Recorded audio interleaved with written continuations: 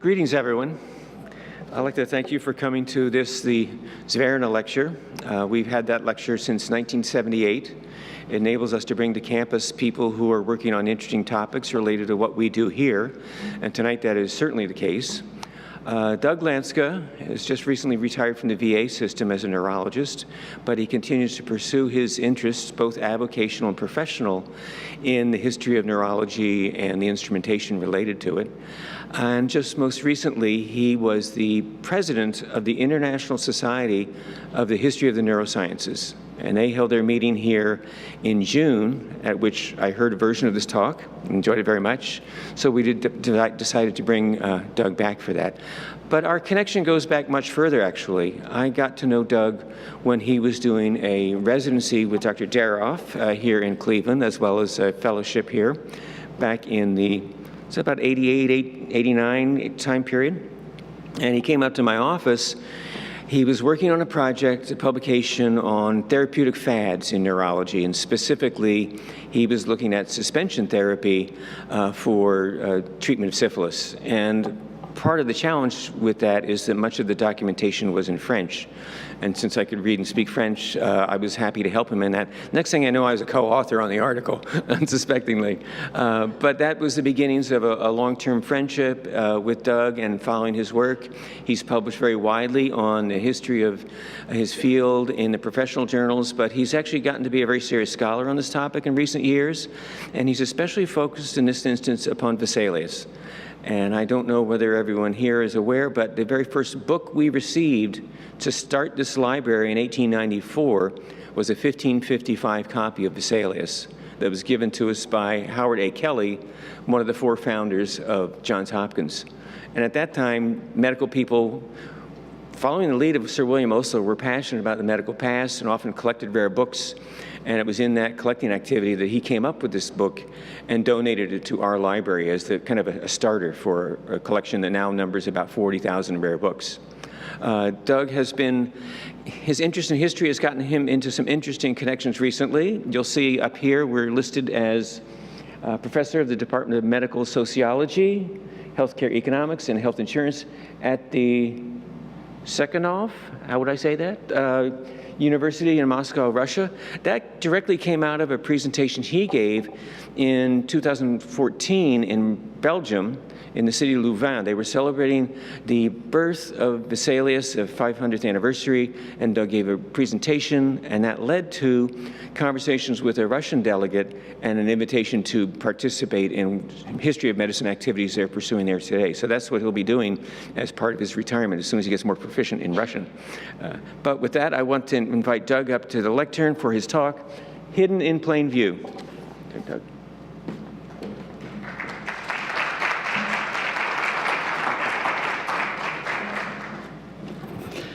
Thank you, Jim, for that kind introduction. It is indeed a pleasure and an honor for me to be here tonight. My wife, Mary Jo, and I have great fondness and affiliation for not only Cleveland, but for many of the people here. We had a wonderful time during our residency and my fellowship here. I'm honored that Bob Daroff and Jane, his dear wife, are here this evening, as is Peter Whitehouse, my fellowship mentor. Their presence means a great deal to me. So, our task today is to talk about Vesalius, a Flemish surgeon and anatomist of the 16th century. And this is his portrait, which has been painted in a very special volume of his most famous work, De Humani Corporis Fabrica, often just called the Fabrica. This is a painted copy of the title page, which is one of the most elegant depictions of a public anatomy, a dissection of a human body that has ever been created. This was from his 1555 edition of his great work, the second edition. This is a close-up, and Vesalius, the anatomist, is shown dissecting a woman Quite an unusual thing to be dissecting a woman at all in the 16th century, when dissections were quite rare by themselves. And here he is dissecting this woman, but he's not facing the woman, he's not facing the audience. His eyes are instead turned toward the reader, who he is trying to show a new view of the human body, something that had been largely unchanged for over a millennium since Galen in the 2nd century.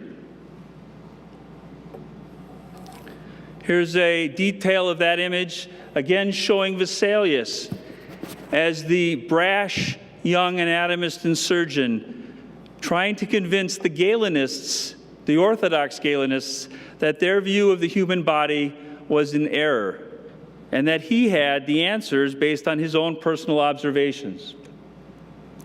These are some of the classic musclemen images from the Fabrica, beautiful images that have been plagiarized and reproduced for centuries that show elegant depictions of the human body. The left, a bone man, the right, a muscle man, shown against the backdrop of ancient ruins as a message really showing that his new anatomy is being presented against the backdrop of ancient ruins of Galenic anatomy. In those great works, there's a sequence of 12 sequential stages of brain dissection, which were unparalleled at that time. And then there were some initials, historiated initials, small little things marking the start of sections or of chapters or paragraphs that Vesalius felt were important to demarcate. And these, when looking at the backdrop of those great muscle men and bone men images and such images, were ignored for centuries, largely unrecognized, their significance not understood. But if we magnify them and see painted images of them, a whole new depiction comes to life. This is the letter D, the small d from the Fabrica, and it shows several little male figures busily engaged in sawing into the skull of a decapitated human,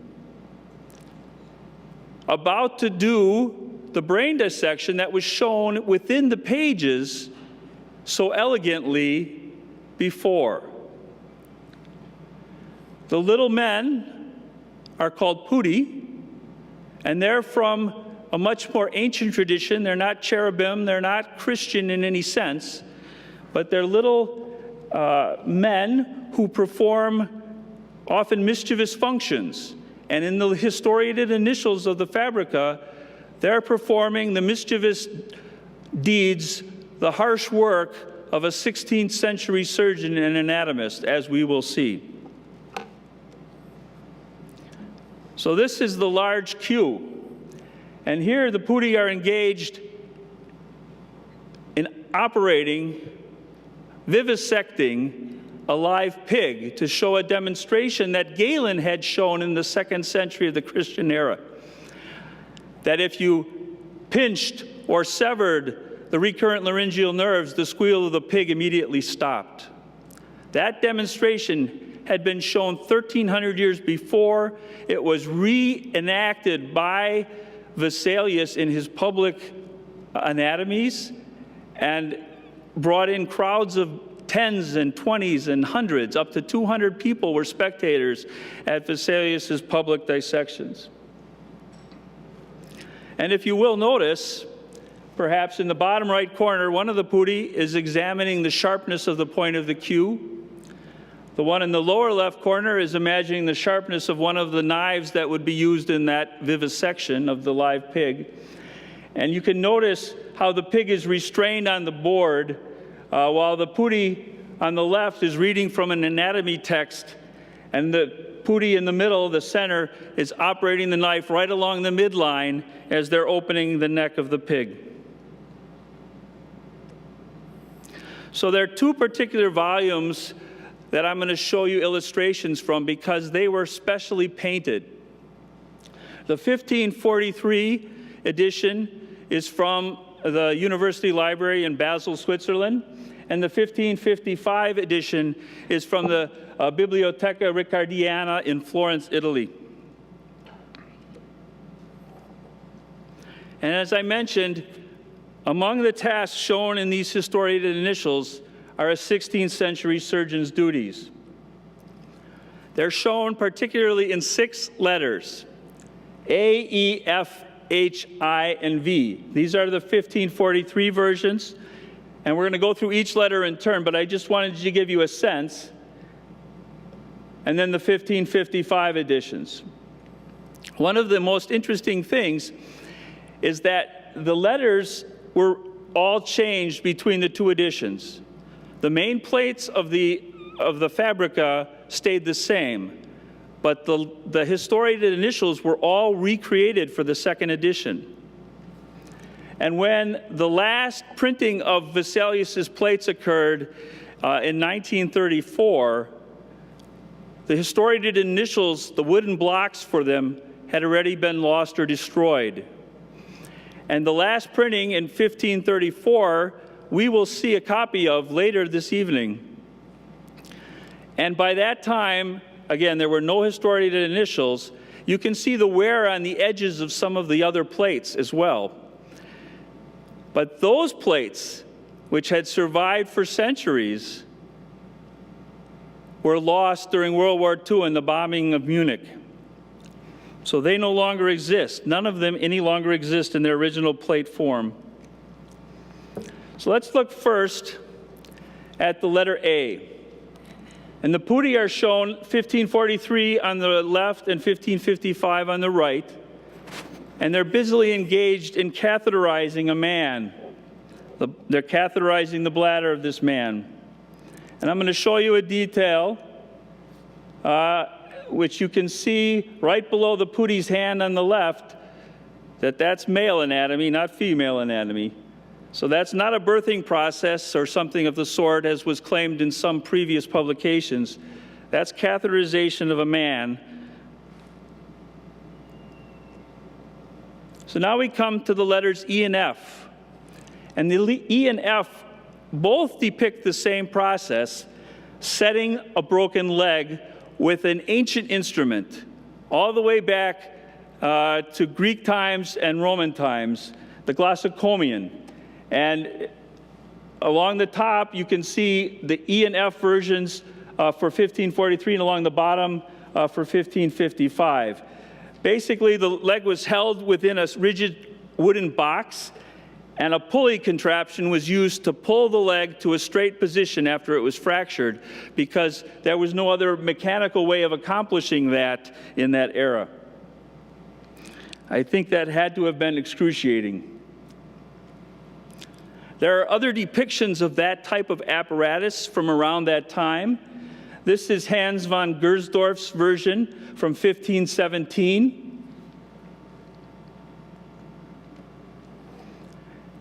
And another version from the same book.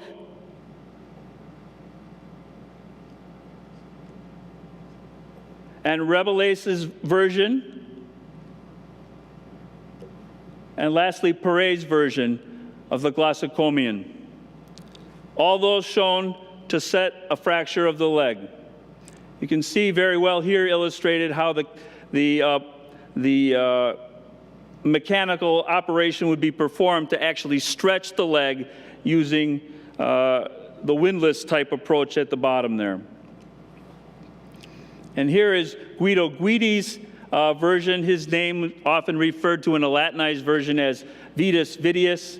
That's the last one of these I'm going to show you. Now we come to a letter that puzzled me for a very long time, the letter H. And you can look at it and try and make your own idea of what is going on in that image. Some have hypothesized that it's trying to open up the skull in a trephining operation, and I can say unequivocally that that is not correct. Some people have felt that that was a form of cautery, because you can see particularly because the fire is painted orange on the left of the 1555 version. You can see the fire pit there, and there is a fire pit on the 1543 edition on the far right.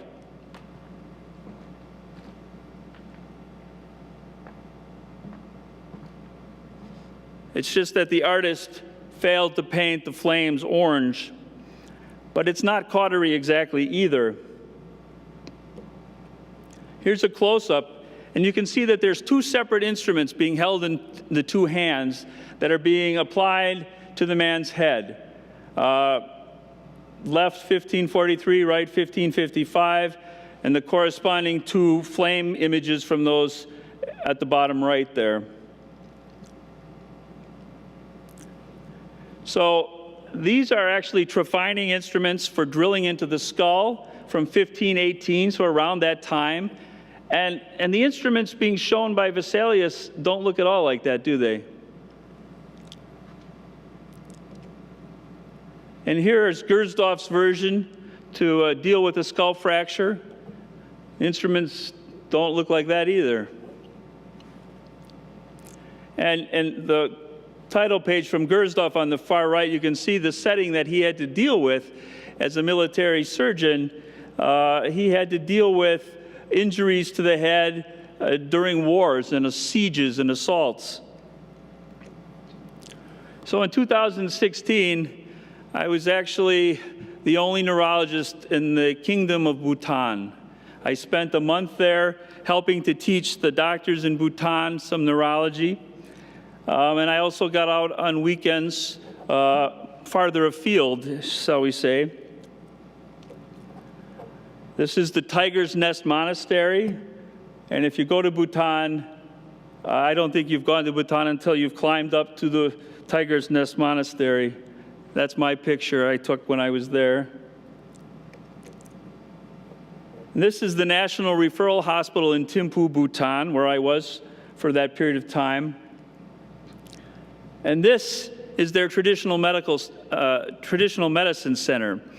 In Bhutan, they have Western medicine, like we have, which I would say is not up to our level, but they're trying hard. And they also have traditional medicine. And in the government's eyes of Bhutan, they are equivalent. They're held to the same high degree. They have bureaus of the bureaucracy that are responsible for each, and they're at the same exact level, and they're both provided for free as part of their national health service. So I went and spent a lot of time at their traditional medicine center there, and these are images from that. Patients waiting to be seen. And if you go to the directory of the traditional medicine hospital, there are things that we wouldn't see normally in our hospitals. Some of them you might be able to read: enema therapy, nasal cleaning, laxative therapy, hot compression, gold needle therapy, etc.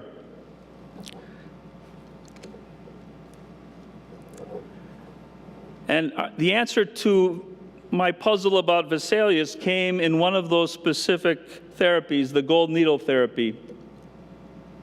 And this is how it's done now. A gold needle is heated in a flame and then applied to the skin, often in a pattern where multiple little burns are placed on the skin.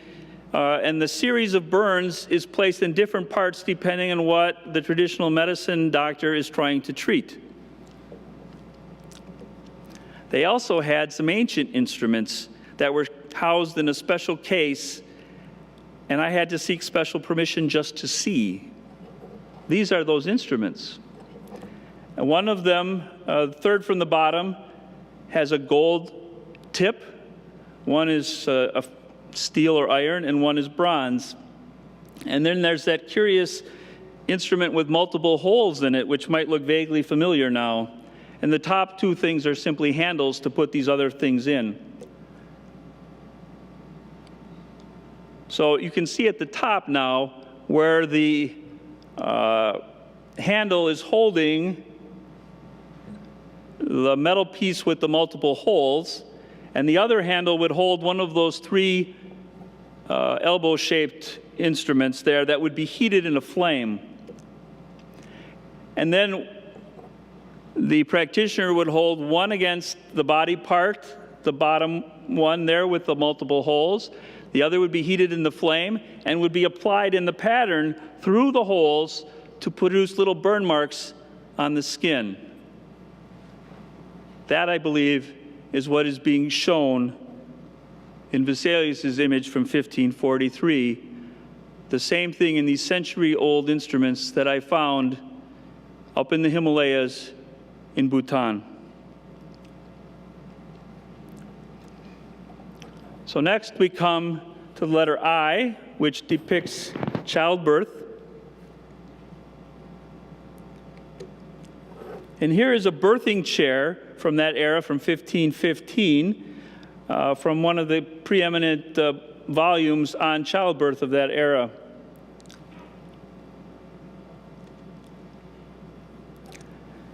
The letter V, interestingly, for venesection. And we're shown here putti bleeding a patient, cutting a little incision, and draining off blood as part of the humoral theory that had been in vogue at that time. And of course, in Bhutan, in the traditional medicine center, is a venesection room. And the instruments on the lower right are ancient instruments, just like would have been used in Vesalius' day to make these tiny incisions in the skin and into the veins and draw off the blood, as is being shown in those detailed images above. All right, well, we've covered now the tasks of the 16th century surgeon.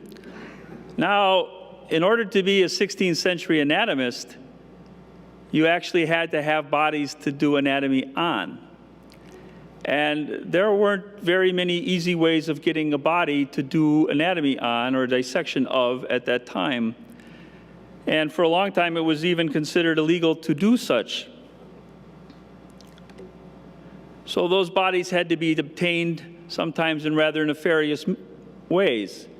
And this image, the large letter I, several times larger than the small I, the putti are busily engaged. One's carrying a torch, and they're robbing a grave of a body in order to do human dissection. That body is shown at the bottom left.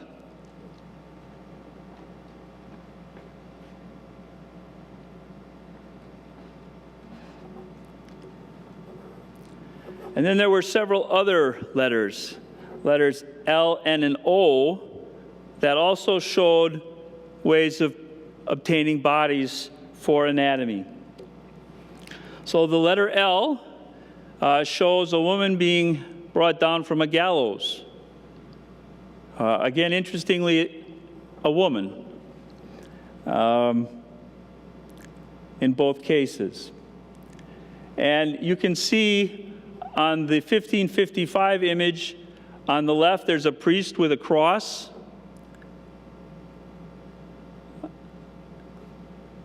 And there's another larger cross being held up behind.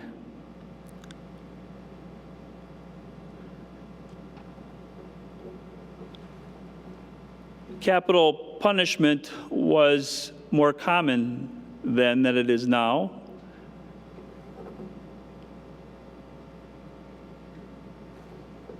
But the crime that was most likely to lead to someone's death was in fact not murder, not rape, nothing of the sort. It was petty theft, which strikes, I hope, all of us as rather a trite crime to be losing your life over. This letter N shows soldiers with their spears carrying a dead comrade on a stretcher, or perhaps less likely, one of the opposing forces. And here, the letter O, a decapitated head is being brought down from the platform on which the decapitation occurred and being placed into a basket in both cases. Decapitation was often reserved for higher level individuals in society. So if someone was of high rank in the society, they were more likely to be beheaded than hung. So they also did anatomy and comparative anatomy in their public displays of dissection involving animals. I mentioned the business of the pig and its squeal, but animals were used to contrast the human anatomy, particularly by Vesalius, because he was often trying to show the crowd and the disbelievers in the crowd that the human anatomy was not the same as what was written in Galen, and that what Galen was describing was not that of a human, but rather that of an ape or a dog, something like that. And he would show and contrast the anatomy of these animals with that of a human body during his public dissections. So here is the large letter O, and we have putti again around a flame, and there's a cauldron there, and they're taking out the bones that the soft tissues have been removed from by this boiling in a cauldron, much like you would get rid of bones from a turkey to make soup. That putti in the center is holding a human skull.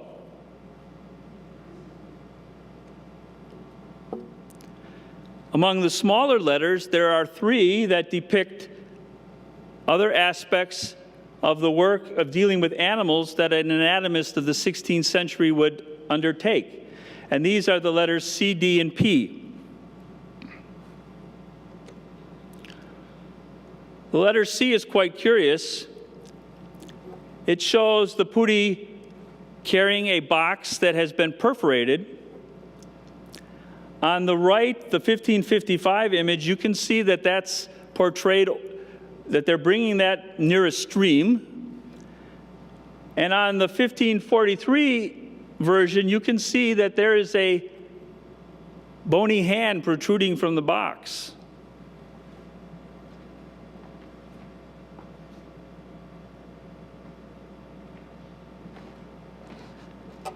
So what would happen was that they would put a body that they wanted to have the skeleton from, and in order to clean it, they would place it in a box with holes in it. They would put the box in the river, and they would let the small little animals, microorganisms, whatever, attack the flesh and remove that from the bone, so that when they pulled the box from the river, they could work with the bones themselves and study them or compare them or build them into a skeleton model for teaching purposes.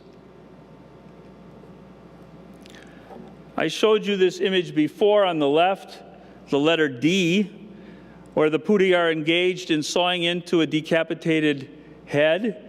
And again, the purpose of that was to gain access to the brain so that they could study the anatomy of the brain. This is a detail. And so the images that are in the main part of the work of Vesalius are these rather sterile, beautiful but sterile images as shown on the right. But the ugly business, the dirty business of doing the work of the anatomist is shown in miniature, hidden in these historiated initials.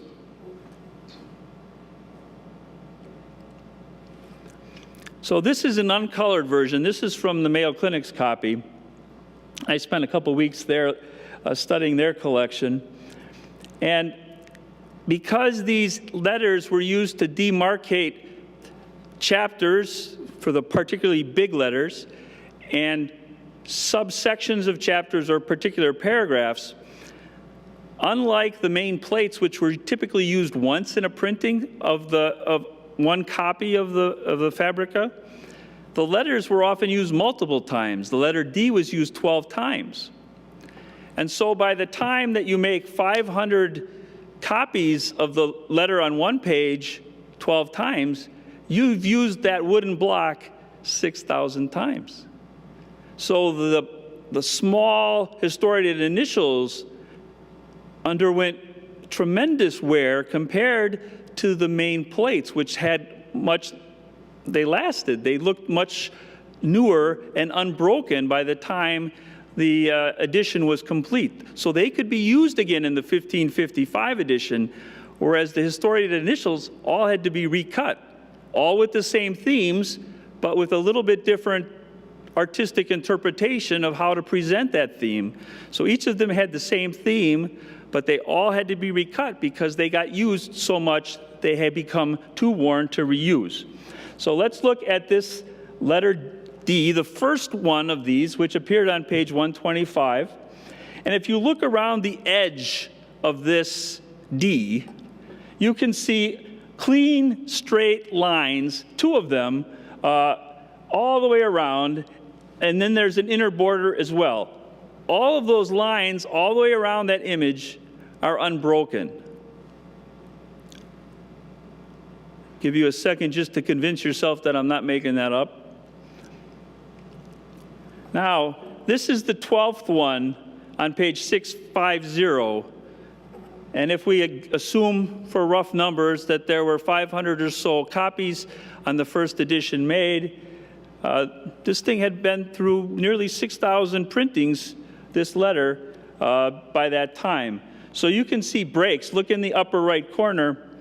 A whole section of that is missing. The lower left edge, most of that has been broken away.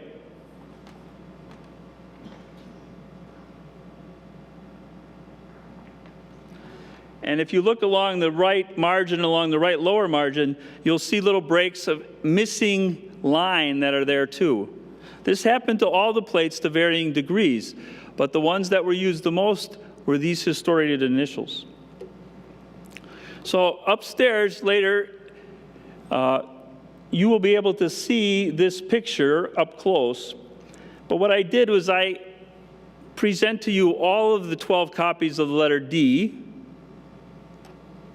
and I've magnified them to different degrees. So the first one is on top, and then in pyramid form, you can follow them all the way through, and you can tell where each break occurred by looking at where that break begins in the sequence.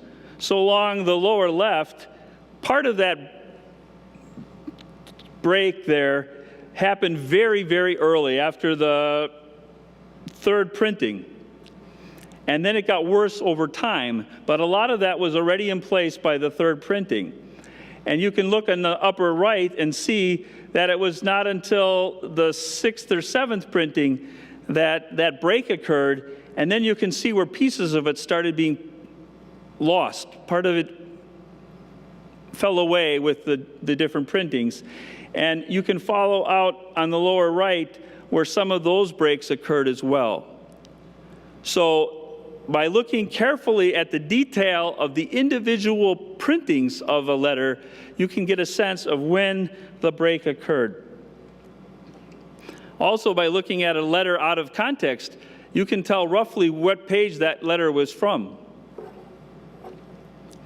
All right, here we are now with the letter P, the small p, and it's showing Pudi constructing a skeleton that would be used as a model. Vesalius did this routinely. He was an expert in creating skeletal models from human bones, and one still survives in Basel.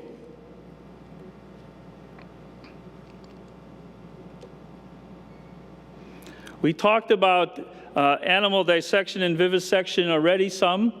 Here again is that letter Q, which we mentioned, where the putti are busily engaged in vivisecting this pig to show the function of the recurrent laryngeal nerve.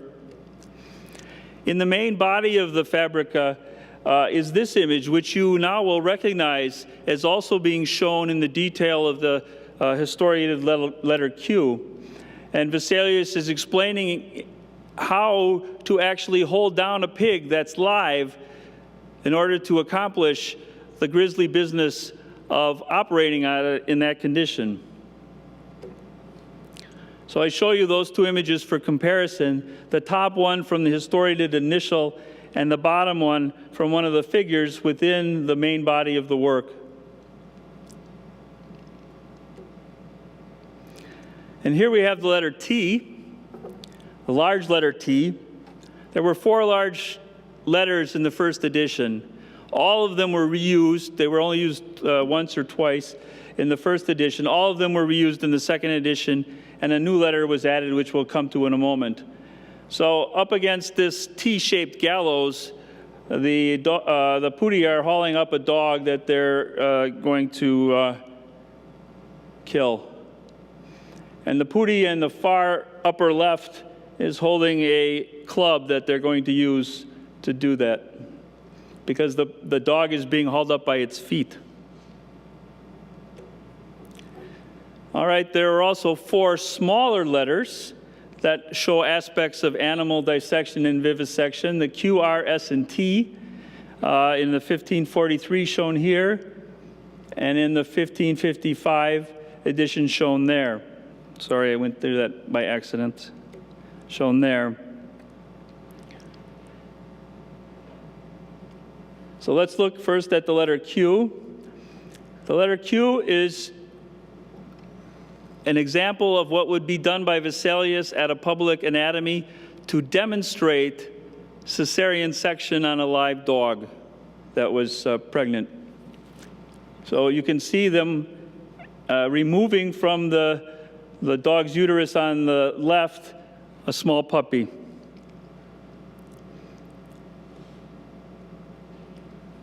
And there is a detail of that up closer.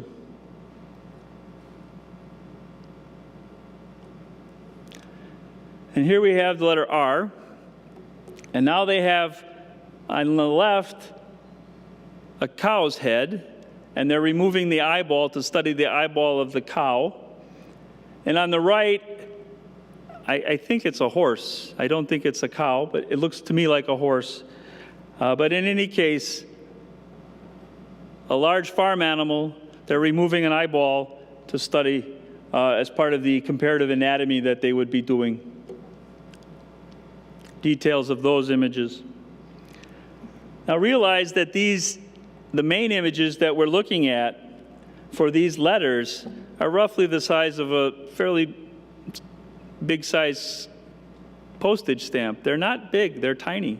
They're tiny.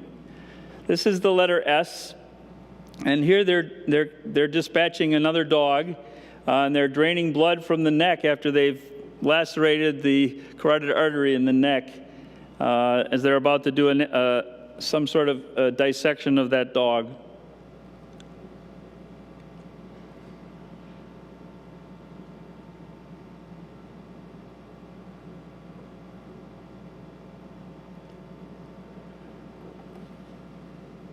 You can see it wasn't good to be a dog around anatomists during the 16th century.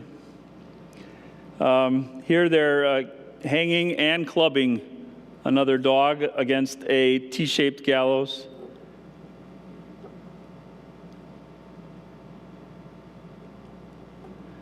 So we've covered the main thematic aspects of the historiated initials from these 2 works from the 16th century.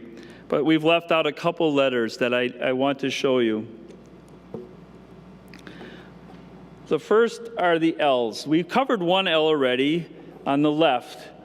It's a small letter L, and it shows a woman being brought down from a gallows after she was hanged.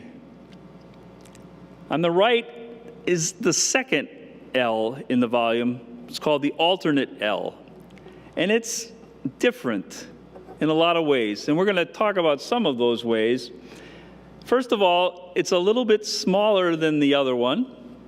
It's not the same size. And it's got a wholly different kind of artistic feel to it. And it's kind of got a different subject matter. It's showing one putti defecating. It is in the section of the Fabrica on the anatomy of the rectum. So it was positioned in a place you could say that was appropriate to the text, but it's not created like the other letters. Look at the border on the left. The border on the left has 2 black stripes. The border on the right has 3. Again, it's smaller. And the letter on the left is not beveled or full beveled. The letter on the right has drawn in a false bevel, a full bevel. So it doesn't look quite like the other letters. It looks different. So this is the one I showed you just before was from a 1543 copy. This is the painted version from the 1555 copy. And there's also one in the index which shows the same theme. The other index letters are largely a grab bag of miscellaneous stuff that the printer had on hand, and they were not ordered by Vesalius, commissioned by Vesalius in any way. Nor were these letter L's. They were not part of the series that Vesalius had commissioned at all. So again, at the top, I show you the differences in borders at the edges, and at the bottom, I'm comparing and contrasting the presence or absence of that false bevel. So again, the alternate letter L and the index letter L have a different character. The size is different, the border is different, the presence of a drawn-in bevel is different, and again, the subject matter is not part of some broader theme at all. That letter, in fact, can be traced to a specific artist. Unlike most of the images in the Fabrica, I know who the artist was for the alternate letter L, and it was Hans Holbein the Younger. He was a German artist and printmaker. He was considered one of the greatest 16th century portraitists. He worked mostly in Basel as a young artist, and he created multiple ornamental alphabets. He later traveled to England and became the artist for Henry VIII and had several portraits made of Henry VIII. He returned to Basel, and then he resumed his career in England. He created one of the most famous historiated alphabets in existence, the Dance of Death alphabet. And the Dance of Death alphabet is a very powerfully, the images present very powerful demonstrations of how death had no preferences. You could be a pope, you could be a bishop, you could be a prince or a king. It mattered not. Death would come for all of us. Holbein produced at least 42 sets of ornamental alphabets, particularly between the period of 1519 and 1525. They show his tremendous talent in producing small-scale, intricate designs. And these images of death taking, for example, a jester in the lower left, a knight, a damsel, all these different images became very famous, became widely copied. And if you look now at the letter L from Holbein's Dance of Death alphabet on the left, and the alternate letter L from the Fabrica on the right, showing the unusual defecation scene of the putti, I think you will agree that the letter L has great similarity in terms of how it's drawn, the presence of the full bevel, how the point on the tips are working. Everything is very similar. And in fact, the letter L, the alternate letter L from the Fabrica, is part of this specific children's alphabet of Hans Holbein, shown on the top row in the center.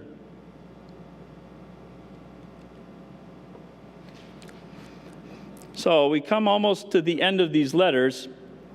Here we have the letter M, which is also a bit odd. And we have a big sack that one of the putti is blowing into, and another putti is holding the other end of. And on the right, in the 1555, we have two additional putti standing by.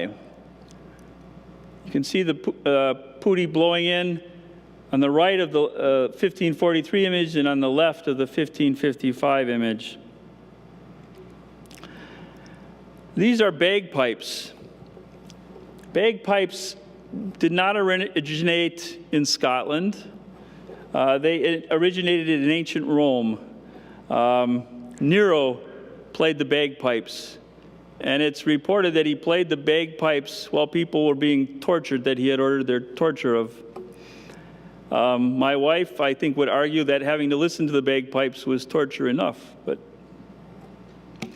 the reality was that these bags were often made of the stomach of an ox or cow.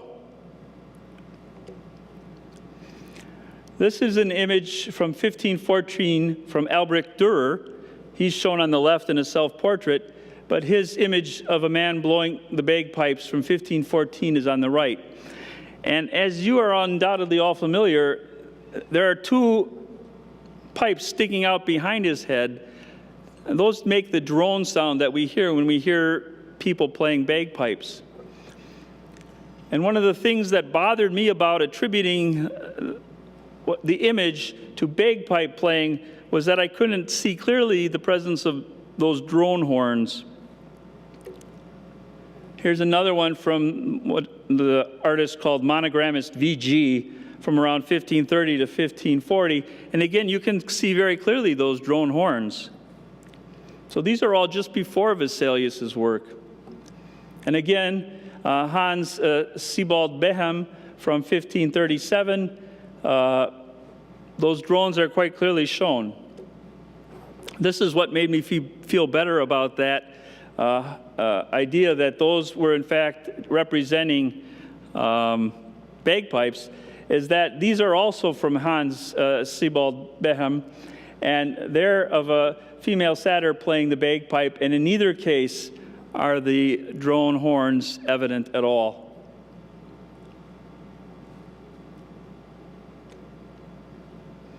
I show you for comparison.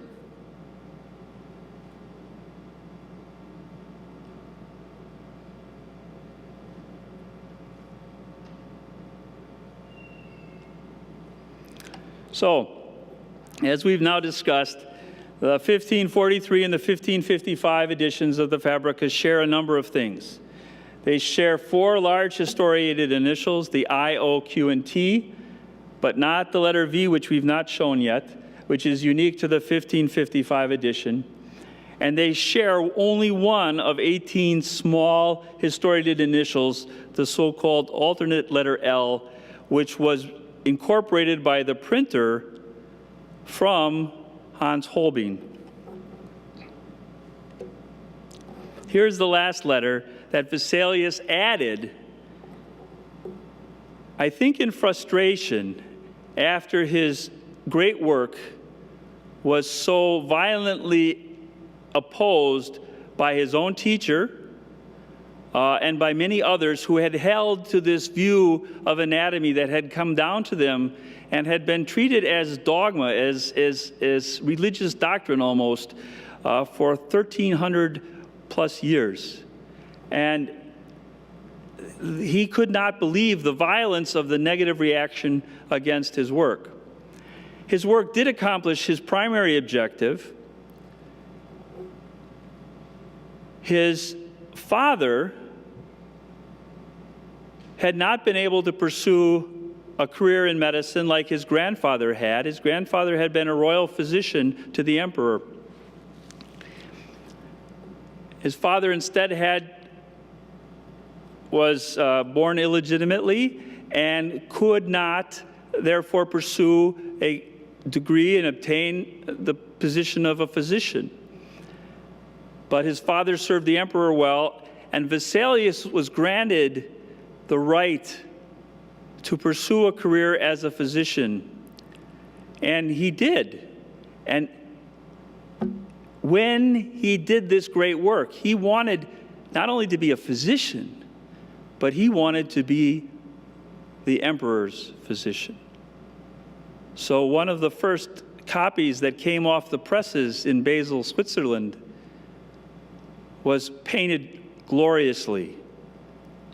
And Vesalius brought that by hand himself to the emperor. And he achieved what a resume has hardly ever achieved since. He achieved the result he sought of becoming the emperor's physician. But he was still angry. He was violently upset. He burned his books of Galen. He burned his notes. He burned some proofs of manuscripts that he had been working on. And he presented this additional letter at the beginning of the second edition, the letter V, a large letter V. And it's showing Apollo flaying Marsyas. Now, the underlying theme of that myth is to challenge the idea of hubris in challenging a god. Marsyas had challenged Apollo to a battle of music. And the musical battle was judged by the Muses, which are these women shown in different colors, now watching the outcome of the battle that they had decided in Apollo's favor. So Apollo is busy skinning Marsyas alive. From the same time period, this is a painting by Titian, The Flaying of Marsyas. This one, he's portrayed hanging from his feet, but the gruesomeness is the same.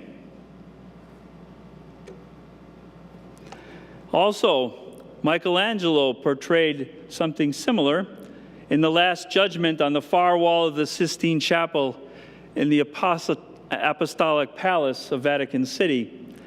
And St. Bartholomew is shown with his own skin in that scene, that complex scene. And he's holding his skin, he's holding the knife that was used to flay him. And Michelangelo, ever the man of symbols, painted his own face in the hide that St. Bartholomew is holding on the wall of the Sistine Chapel.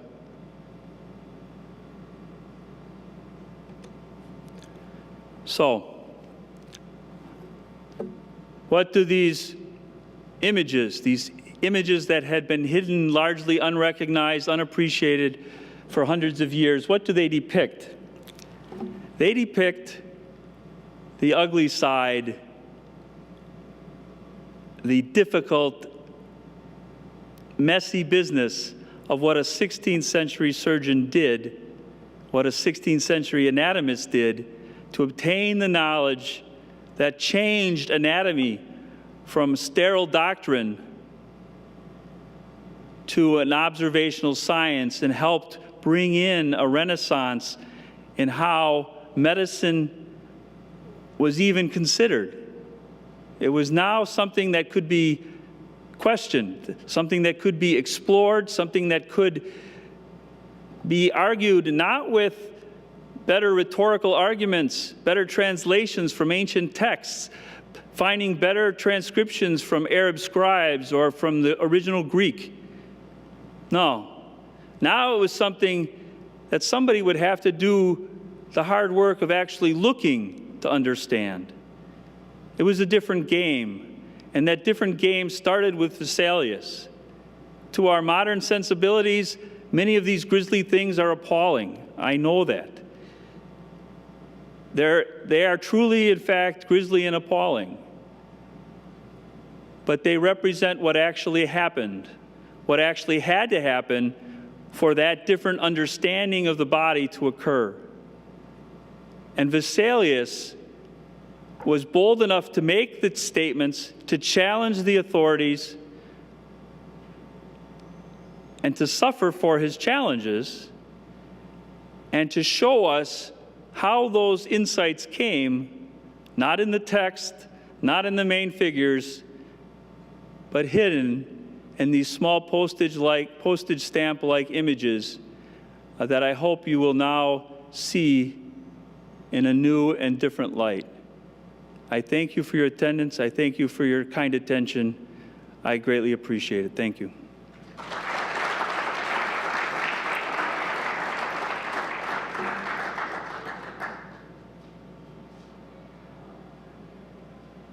Would you like to take any questions, Doug?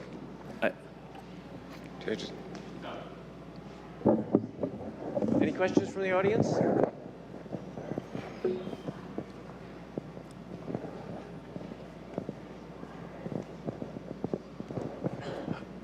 Doctor, I noticed in all the letters are very consistent. They're all the same. They're superimposed over the main artwork, with the exception of the letter T. Did he attach special significance to that, the hanging of the dog?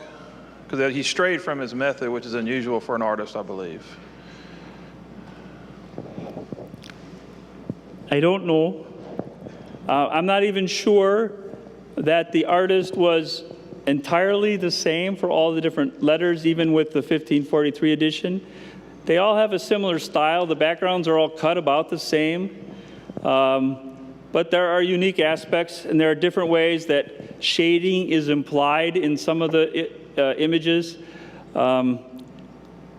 It was easier to cut certain letters. The bigger ones are you will see, are much easier for the Formschneider to cut, the artist who cut into those blocks. But why that one might have a slight difference in orientation, I don't know. I'd have to look at it again and compare it. But it's an insight I will look at. Thank you. Peter. Fascinating again, Doug. What is any matchup between which letter was chosen? Because presumably he could have started the paragraph with a different letter. So is there any almost hidden code between which letter represented which scenes? You ended with V. That was, you could imagine a story of that being Vesalius, or that being, some kind of significance to the particular letter. So what do the individual letters mean, if anything? So we have a question really about the placement of the letters and whether the subject matter of the letter corresponds to the text in some meaningful way. And I don't think so in large measure. I mentioned the alternate letter L definitely does, but many of the others don't really. And like I said, the smaller letters were used multiple times, some to different degrees. So I think Vesalius wrote the text separately, and he left it to the printer to lay out the pages. And so I don't think in large measure, other than possibly the very large letters, that there was terribly much thought given to the placement of the smaller historiated initials. I don't think so. And you're right. I thought what I would do when I write about this in a long form, my plan is to actually use these images with my text. And I'm going to start the paragraphs off, and I'm going to use each letter. And I tried that, and I had to work to kind of create some letters, some ways of starting with letter V. I mean, it's hard to start a sentence on anatomy with the letter V. So it'll take. Are you going to have some letters where you put your quest to find the answers to the letters in the letters? Kind of meta letters, yes. I don't know that I will try that much, but my goal is to actually put this in a monograph and use the letters sort of in the way that Vesalius did, and then try and explain their significance and their meaning in a broader way.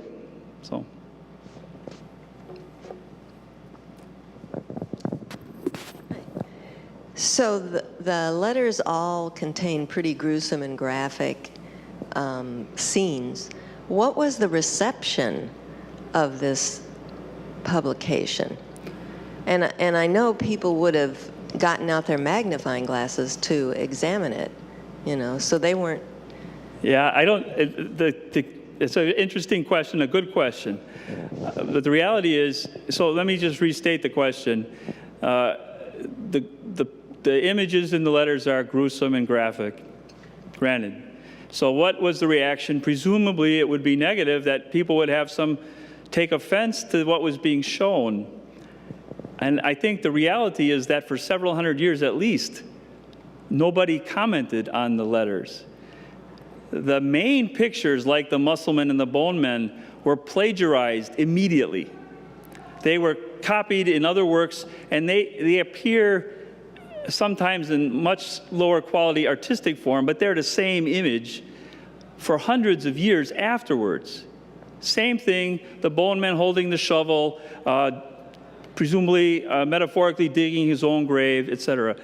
The letters were not copied at all. They were not discussed, they were not argued about. It was only in about the last 120 years that people looked at the letters really carefully. And it started in Germany, then it came and looked at by several people in the United States, including Cushing and others, several different people. And they looked at them. There were I don't think there's one published place where all the letters are actually shown together from both editions. I don't think there's one published place. So the reason I said at the beginning, hidden in plain view, is because the letters weren't looked at. They looked at the big pictures, and even the text of this book. This is a huge book. It's gigantic. It's very heavy. And Vesalius wrote in a very complicated Latin style. Some thought it was kind of overly flourishy and hard to read, even for people that can read Latin well. It was almost indecipherable for them. So there was only recently a new edition of this work where they translated both the 1543 and the 1555 and put it into one kind of cohesive thing for the first time. That's like within the last few years. So the text was so obscure that nobody much read it. The little pictures, people just flip by to look at the big pictures.